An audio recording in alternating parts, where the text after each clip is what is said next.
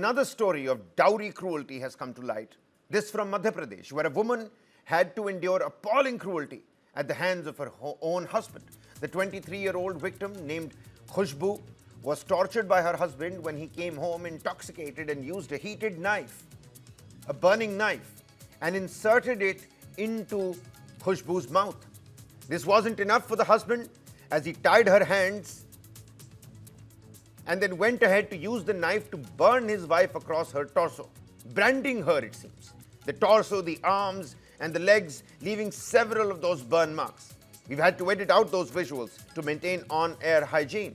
And according to the testimony of the victim, her husband, Dilip, with whom she tied the knot this February, started having a frictional relationship soon after the marriage, as her family had failed to meet the dowry demands of her husband. That's all. Don't meet dowry demands, and this is what ends up happening. Spousal violence with our chalta hai attitude being shoved under the carpet behind the parda. This inhuman torture, it took place on Sunday night, and Khushbu managed to escape on Monday morning. On receiving this information, Khushbu's brother admitted her to a hospital and then later filed a police complaint. Mind you, this marriage took place this February when the couple tied the knot. And the police are investigating the case and have recorded the victim's statement. The victim's father says that since the marriage, her husband Dilip used to beat her and demand more and more dowry. This incident comes just days after Nikki's case came to light, a resident of Greater Noida who was burnt alive by her husband due to dowry demands allegedly and social media posts. My colleague Shubham Pandey joins us live on the broadcast here. Shubham, इस case को अब किस तरीके देखा जाए? पूरे greater Noida में वैसे ही निकी भाटी के केस को लेकर हाहाकार मचा हुआ है. डाउरी डेथ्स को लेके अब पूरे देश में विवाद छिड़ चुका है.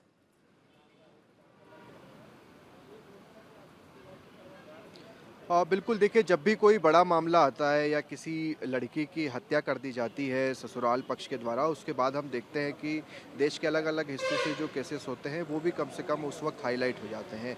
अब मध्य प्रदेश के जो खरगोन ज़िले का मामला है, यहाँ पर भी देख लीजिए. ये फरवरी 2025 में ही शादी हुई थी और जो पति था वो लगातार पत्नी को शराब पीकर मारपीट करता था उसके साथ, मगर पत्नी भी सहन करती रही.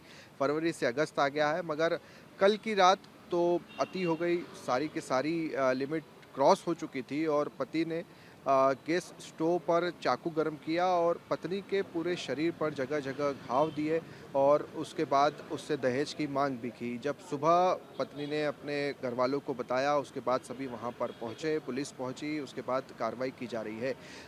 मगर आप देखिए कि इस तरह का कोई पहला मामला नहीं है. समय समय पर इस तरह के मामले सामने आते हैं, हज़ारों देश भर से मामले सामने आते हैं. ऐसे में ज़रूरत है, हालांकि इसको लेकर सख्त कानून भी बन चुके हैं, मगर उसके बावजूद भी लोगों के हौसले बुलंद है. अब निकी भाटी की बात करें या फिर अब खरगोन के इस मामले की बात करें, ये तो गनीमत है कि कम से कम पत्नी ने सभी परिवारजनों को सूचित किया, पुलिस को सूचित किया और उसकी जान बच सकी. बिल्कुल, निकी भाटी के केस में काफी लोग ये भी कह रहे हैं कि निकी बार बार अपने घर जाती रही, बार बार मायके जाती रही, लेकिन घर से कोई सपोर्ट नहीं मिला. क्या इस खुशबू के केस में घर से उसको सपोर्ट मिला? लग रहा है कि भाई ने जल्दी से हॉस्पिटल में भर्ती कराया, पुलिस में कंप्लेंट भी दर्ज की, लेकिन पति पर क्या आरोप लगाए जा रहे हैं? शुभम, उस पर कुछ रोशनी अगर आप डाल सकें. देखिए, बिल्कुल, चूँकि पत्नी ने अपने घर पर भी बताया था और चूँकि वही जो हमारी सोसाइटी में, समाज में चीज़ें होती है कि एडजस्ट कर कर थोड़ा सा चलिए, सब थोड़ी बहुत चीज़ें होती है, थोड़ी नोक झोंक होती रहती है, सो कॉल जैसे नोक झोंक कहते हैं, और फिर वो चीज़ें कहाँ से कहाँ तक होती जाती है. कुल मिलाकर ये समाज और घरवाले भी शायद उस दिन का ही इंतज़ार कर रहे होते हैं जब तक कि कोई बड़ी घटना, बड़ी अनहोनी ना हो सके. और वही हुआ. अगर फरवरी से लेकर अगस्त तक वो लगातार टॉर्चर कर रहा था, मारपीट कर रहा था, तो फिर घर वालों को भी सख्त से सख्त एक्शन लेना चाहिए था, पुलिस में रिपोर्ट करानी चाहिए थी, मगर वो एडजस्टमेंट चल रहा था. कल जब अति हो गई, जब गर्म चाकू से पूरे शरीर पर घाव दिए गए, उसके बाद ही घर वालों ने एक्शन लिया. फिलहाल पुलिस इस पूरे मामले पर कार्रवाई कर रही है.